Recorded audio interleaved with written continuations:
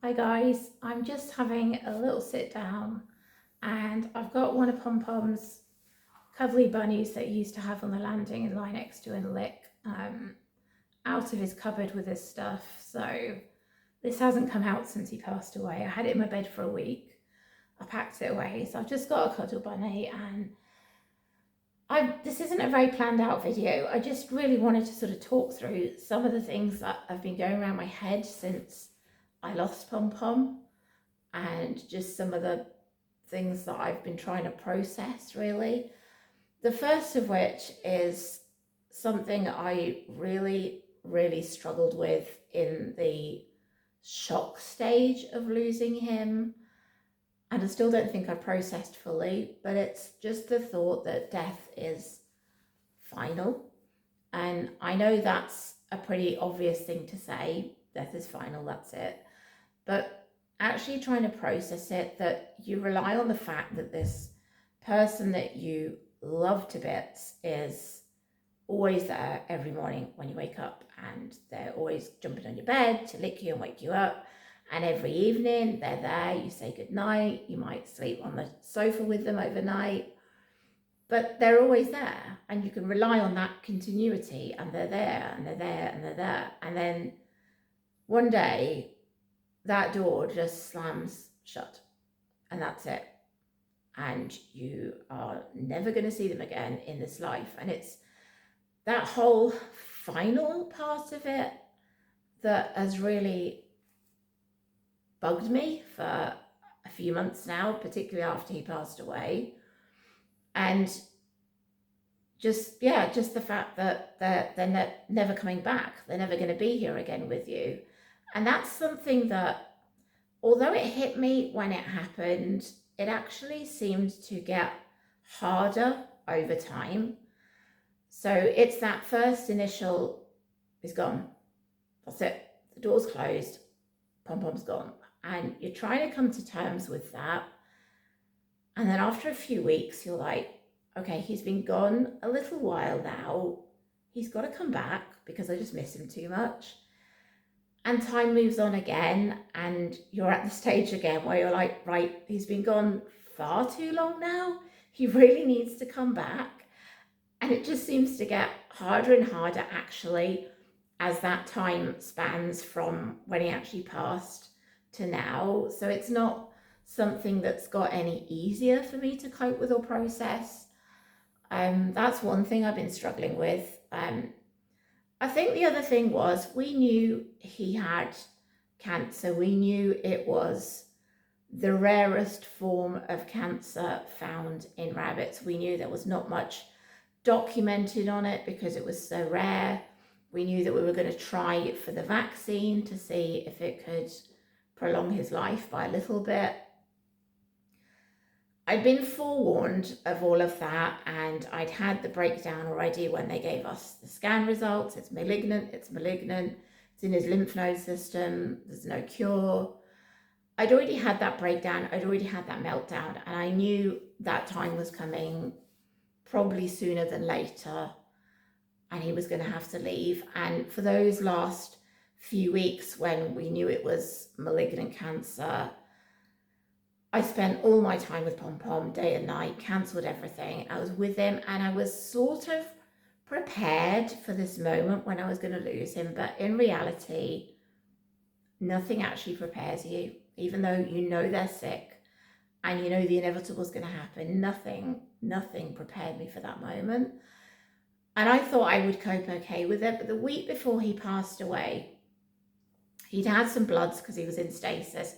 Although he was still binking, he was still doing binkies in the garden and still seemed like really happy and content and not in huge amounts of pain. But he was on his cancer pain relief. We were putting him on the higher dose of pain relief the vet gave us as well for those few weeks after surgery.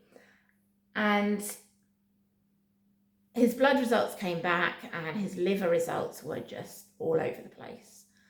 And the vet, right until the last minute, we had to go and see another emergency vet, not our exotic, because they were shut on the weekend. And the day before he passed away, we went to see her, And she was just saying, he's just anemic. He'll recover. It's just anemia. Something was telling me at the start of that week that those liver results were all messed up. That was not just anemia. So in my head, I was already preparing for the worst. It got to the stage where he'd had some injections that week. He wasn't very well, anti-sickness injection. And he came back on the Tuesday before the following Monday when he passed away, and he wasn't breathing very well. And his breathing was very noisy. And I contacted the vet again, and I said, he's making all these weird noises when he's breathing. And they said he might just be stressed because of the ordeal at the vet's. And this noise didn't go away. And I kept saying, I think it's a little bit more than that. I still wasn't prepared, but in the back of my head, I turned to Steve and I just said, do you think it's hit his lungs now? Do you think that's it? You know, because it's another sign to me that things were just not looking very good that final week. The morning on which he passed away, Stephen and I were up early. We realised he was in stasis. He'd not eaten anything. He'd been excessively thirsty. And thirst is a sign of the last stages of cancer, can be. And he had spent the weekend on my bed, on my bedside table, too weak to go anywhere. And we'd been together the whole weekend, really. And I'm just going to pause there a minute. We'd been together all that weekend, and that morning at about 5 o'clock in the morning, he jumped down off the bedside table, and I was kind of in and out of sleep anyway, worrying about him. And he went to hide. Rabbits, as you know, are notorious for hiding their illness, and they will hide it to the end. So although he wanted to be with me those last couple of days, he was clearly starting to feel unwell with the cancer.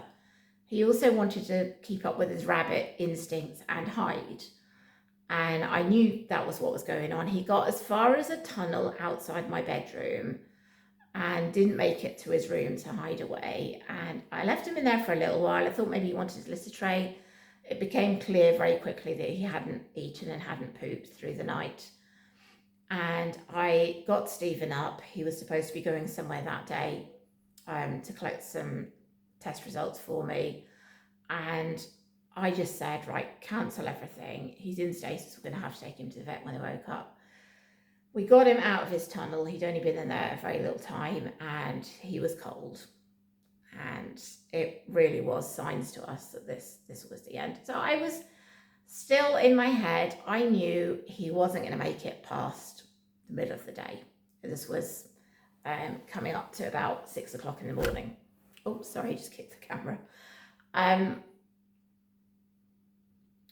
I prepared myself, or at least I thought I prepared myself. I called our son Theo out of his room early. He was still in the process of getting up. His alarm hadn't gone off. And I said to him, Theo, because we were going to go to the vets, come and tell Pom Pom you love him. And he was like, well, yeah, I love him, but why today? And I said, I'm really sorry. I don't think he's going to make it for when you come back from school. And all the time in my head is, he's not going to make it. This is the end. This is the end. This is the end. But I still wasn't prepared for what lay ahead. And Theo said goodbye. In the rush of trying to get Pom Pom to the exotic vet, the first vet we rang said, if he's dying, I'll probably just put him down. I didn't want that straight away. I wanted to see if we could make him comfortable and have a little bit more time with him, and what sort of anything the vet could do. So we decided to go to the exotic vet, and we left before it had opened on the basis we were going to arrive there bang on opening time and say, emergency, can you help? You know, can you give him something to make him comfortable, bring him back home, he can pass away in his home surroundings. I was prepared, and in the rush of it all, we actually left with Theo's school blazer, school tie, school backpack, and all his stuff, locker keys and everything in the car. So Theo actually contacted us after Pom Pom had passed, but I didn't want to tell him over the phone because he was on his own at home. So I waited till we got back home to actually break it to him that Pom Pom had passed. But he rang after Pom Pom had passed, so we sort of pulled ourselves together on the phone and said, sorry, Theo. And we actually signed him off school. He couldn't go to school because all the stuff was in the car in Peterborough at the vet's with us, and Theo missed the bus by this point. So he had the day off, and I'm kind of glad it worked that way as well, because he was quite distraught. So it was all kind of like focused that morning on Pom Pom, and it was going to happen. And nothing prepared me for the shock in the car. I was holding him in my arms with his head on my left shoulder, trying to make him comfortable. He kept trying to get up like this because he couldn't breathe then. It obviously hit his lungs, the cancer. And I was propping him up with my scarf, and he wasn't very well at all. And mummy loves you, mummy loves you. And then he'd gone. I didn't know he had gone. Unbeknown to me, the body can have electric impulses after someone has passed away. So all I knew was that I thought he was still with us, and it was quite distressing. His head was all over the place, his arms were jerking, and I was like, he's having some sort of fit. When we got to the vet, she said no, he'd gone by then. This was just the body doing what it does afterwards. So I was panicking that he was in pain, he was suffering. He wasn't, but to me, that was what I was seeing.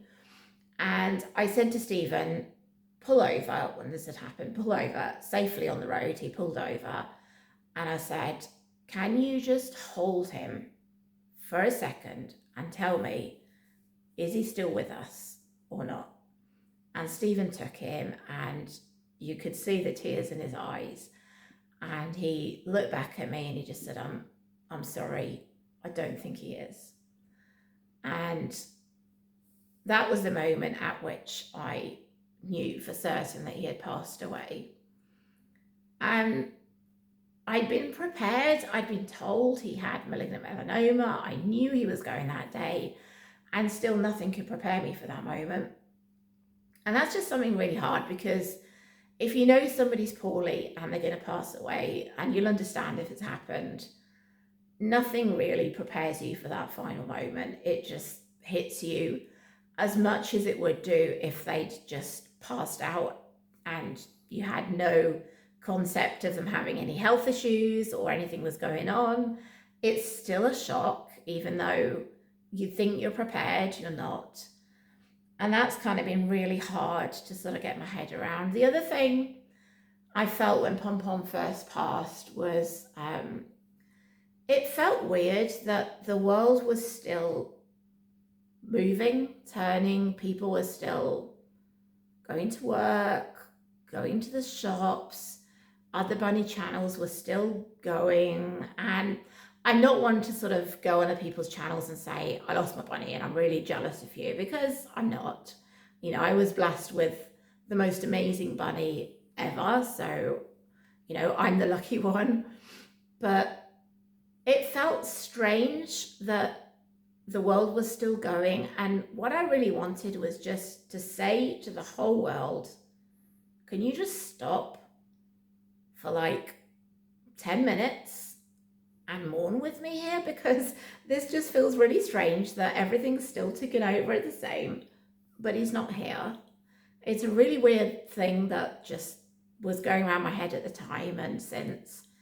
So I said, this isn't a prepared video. This is just me talking about what's been on my mind and how I've been doing since Pom Pom passed away.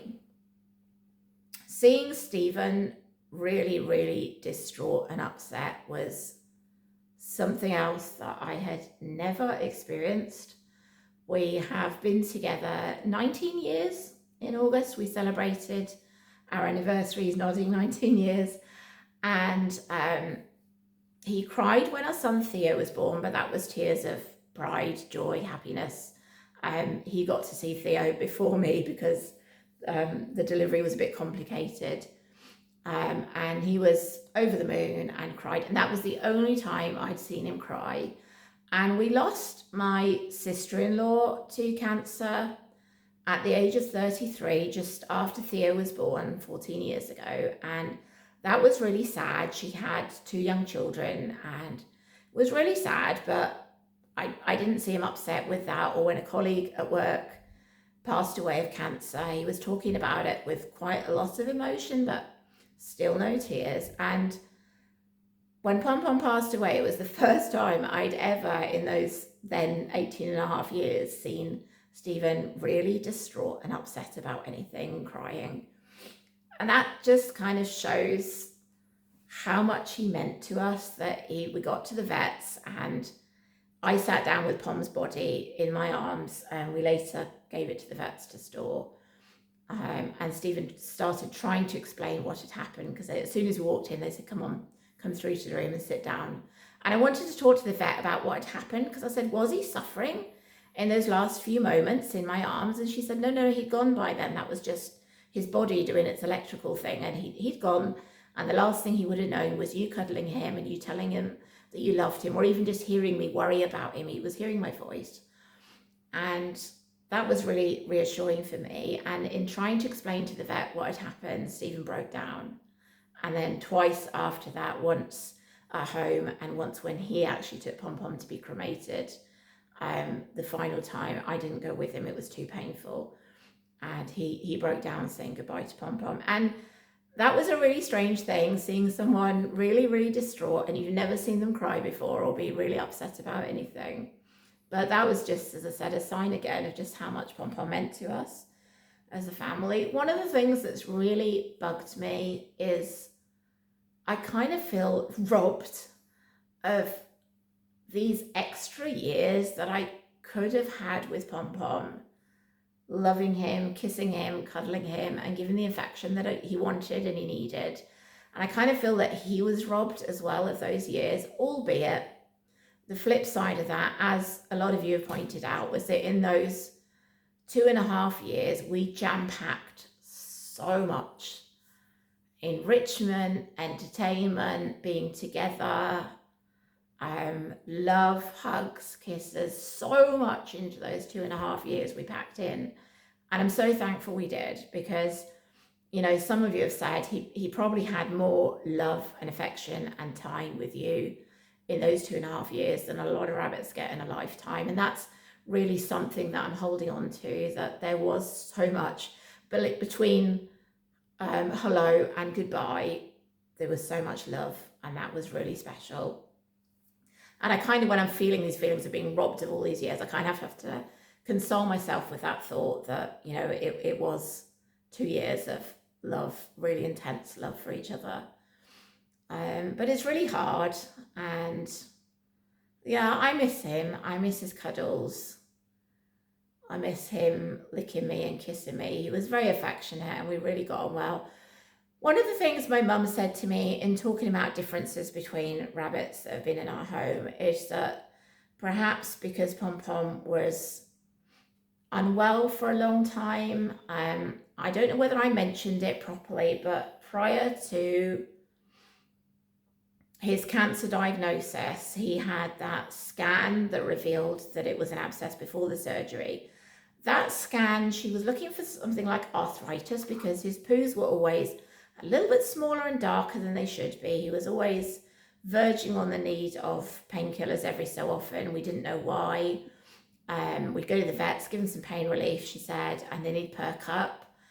And he had a very, very sensitive tummy, so he never really had any greens past his early childhood, because anything he had would send him into stasis.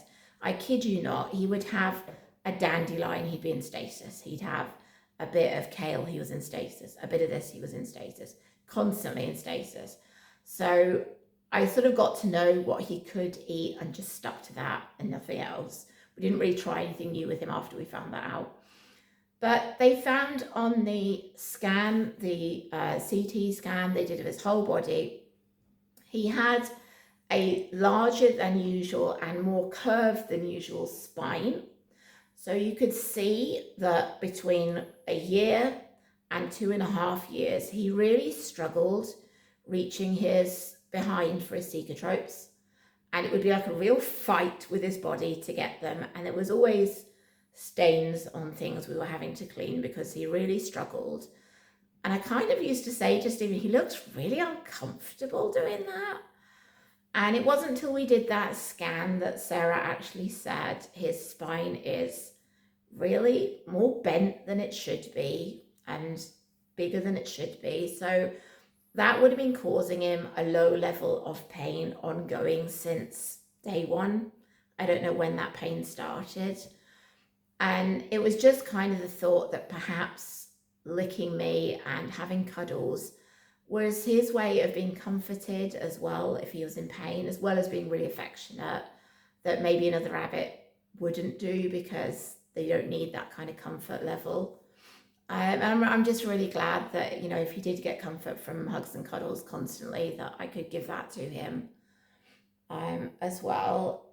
Caring for him at the end, something I really wanted to share with you guys that I couldn't before, was that caring for him towards the end was like caring for some sort of saint. He was so brave and just took what he had so graciously. And every day, Stephen was scratched and growled at and swatted at medication time. There was medication twice a day, and he hated his meds, just as Toffee does. All the rabbits that have been under our care, even Fosters, hate having meds. It just doesn't go down well. You'll know that with rabbits, they don't like having their meds given to them. And he hated med time, but you know, Stephen just took it all because we loved him so much. And it was almost like caring for someone like otherworldly or some sort of saint, because yeah, his bravery, his grace, just the way he handled everything was just amazing. So when he first passed away, my way of dealing with it initially was everything had to go. So the medicine table was the first thing to go because it was traumatic, and there were all bits of fur on the floor around it. I had his brush on there I kept. And slowly I've been getting his belongings out. Toffee's had some of his things already, the plane and the other castle and things like that. A lot of pom-pom stuff I did keep. Some I donated, but there's still a lot of stuff that I've kept. I was just very sentimental about his things. And as I said, we've got a big cupboard upstairs that's storing his 3-story castle with his ashes in it and loads of his stuff. And there's more stuff still in the garage. I just couldn't part with a lot of his stuff. So it was clearing everything away because I couldn't cope with having his stuff there and not having him. But slowly that stuff has been coming back out occasionally to see the light of day. And yeah, that was just a really rambly, emotional video. I hadn't planned to do this. It wasn't very well thought out. I had a little list of 5 things I was thinking about and just wanted to sit down and just be very candid and very honest and very open. I know a lot of you have been saying, like, you know, how are you getting on after losing Pom-Pom, even so many months down the line? And it's coming up to 9 months, I think, this month. So that's just me, that's where I'm at, and that's kind of just all the stuff that's been going round and round in my head. I've not been very well myself over the last couple of months. I've had so many visits to doctors, hospitals, blood tests, scans, x-rays, and seems like that's all I ever do now. I don't have a social life now, it's just hospitals, GPs.